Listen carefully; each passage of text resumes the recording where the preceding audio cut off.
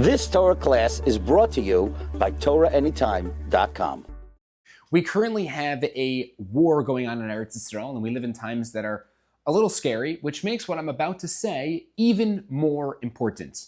The Arizal famously stated that every parsha in the entire Torah falls out exactly when we need its message the most.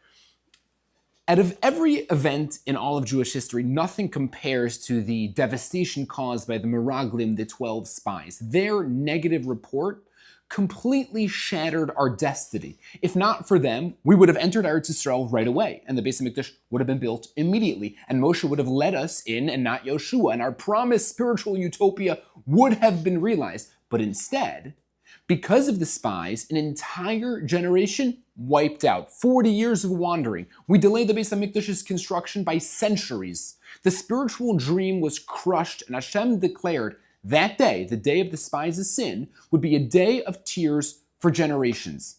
That day was the 9th of Av, Tisha B'Av, which would become the darkest date in Jewish history, the date of the destruction of the first Beis HaMikdash, the date of the destruction of the second Beis HaMikdash, the Romans killing 580,000 Jews in the city of Beitar, the start of the First Crusade on August 15th, 1096, the expulsion of Jews from England on July 18th, 1290, the expulsion of Jews from France on July 22nd, 1306, the expulsion of Jews from Spain on July 31st, 1492, the day of Germany's entrance into World War I on August 2nd, 1914, and the day Heinrich Himmler formally started the final solution, and the start of the Holocaust on August 2nd, 1941, and the day the mass deportation of the Jews from the Warsaw Ghetto to Treblinka began on July 22nd, 1942, and it was the day of the bombing of the Jewish Community Center in Buenos Aires, killing and injuring hundreds of Jews on July 18th, 1994. All of these because of the 12 spies. All happened on Tisha B'Av. All traced back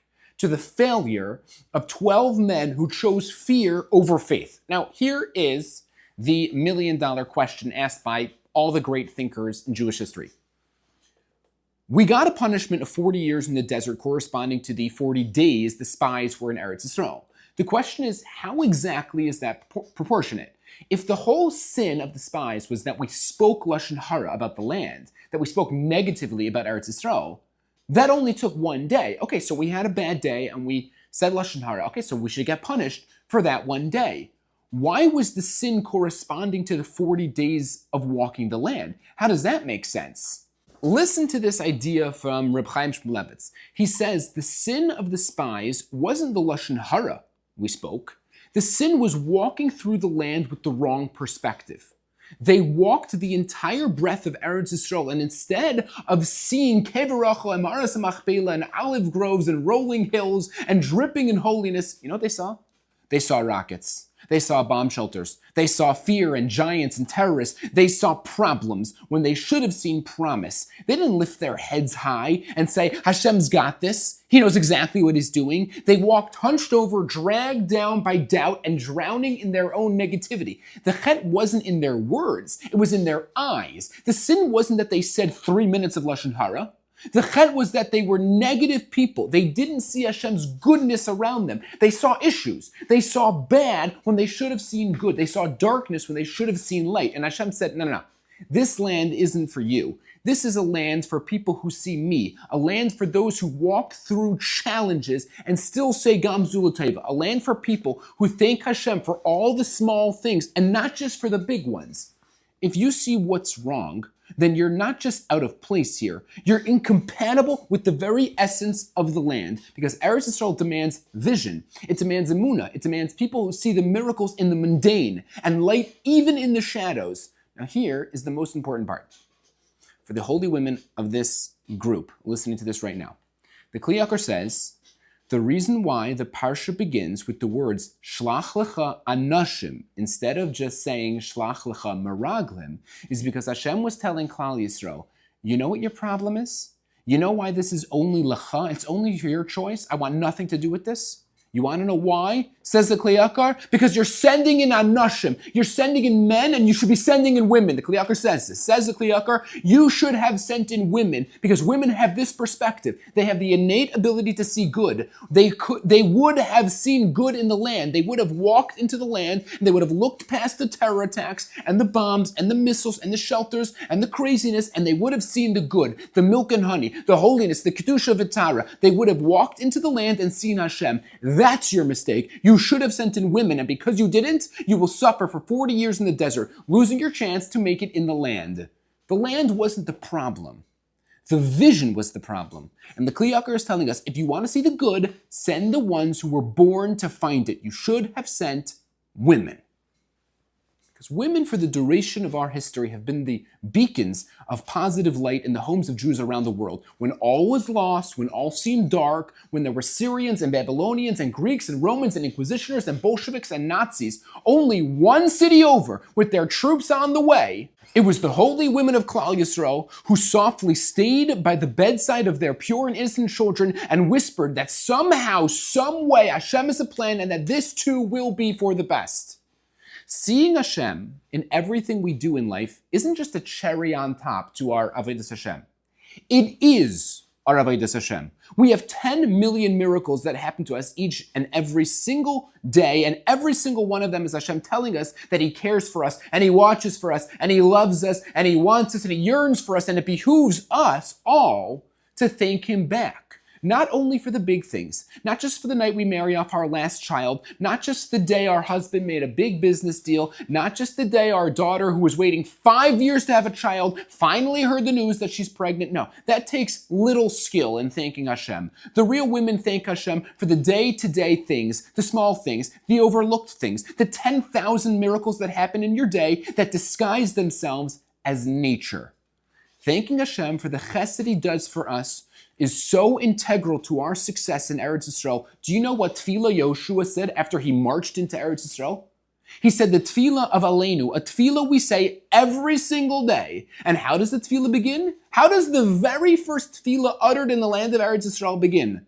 Aleinu l'shabeach, it is my duty to thank Hashem, la'adon hakol, to the master of everything, to the controller of everything, for the God who is with me through the thick and the thin, through the ups and the downs, through the sunshine and the rain. That is the midah we need to have to be Zeicha to Eretz Yisrael. That is the midah we need to have to bring Hashem's Shechina into our lives. That is the midah Jewish women around the world need to express. Eretz Yisrael and the health of our nation literally relies on it. I wanted to share with you a story that happened to my chavrusa. He told this story to me last night.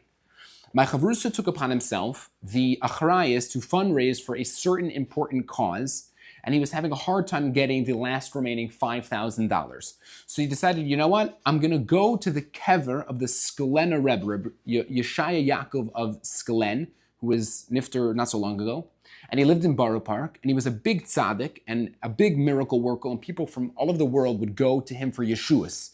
And when he died, he wrote in his will that he doesn't want anything written on his tombstone other than the fact that he would daven with extra concentration during Maiden. He felt that people should know that he wasn't able to miraculously help other people because he knew black magic. He was able to help people and bring salvation to people in need because he was constantly thanking Hashem. And someone who is constantly thanking Hashem for everything in life is someone Hashem feels very close to.